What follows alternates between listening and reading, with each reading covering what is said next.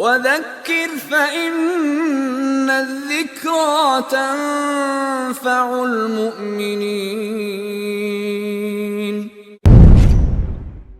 And they arrive at the door of Jannah, and they're waiting there, and everybody gets into a group.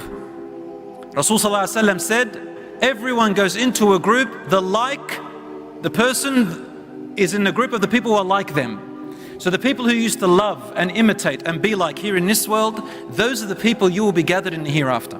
The scholars, for example, with the scholars, the prophets with the prophets, for example, the scholars with the scholars, the righteous with the righteous, the people who are excellent in their fasting, they'll be with people who are excellent in their fasting. People who are excellent in charity and giving, they'll be with the people who excelled in charity and giving. Those who excelled in salat and prayer and worship, they'll be with the people who excelled in prayer and worship, and so on and so forth. And that's a little hint over here, brothers and sisters, that in the world, the 21st century of social media trends, be careful of attaching your heart to celebrities and influencers and making them everything in your life. Because Rasul ﷺ, when Mu'adh radiallahu anhu came to him and he said, Hanzala,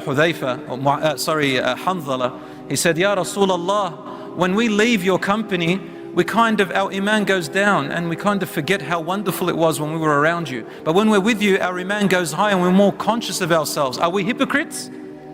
For Rasul ﷺ, he smiled and said, oh no, do you love me? He says, I love you, Ya Rasulullah. He said, Al-mar'u ma'man ahab. Every person will be gathered with those whom they love. And loving just doesn't mean by word. Loving means that you do what love means.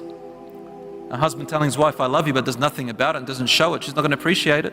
Same with the wife. She never shows any love for her husband, always complaining and everything about everything all the time. He's going to say, well, where's the love?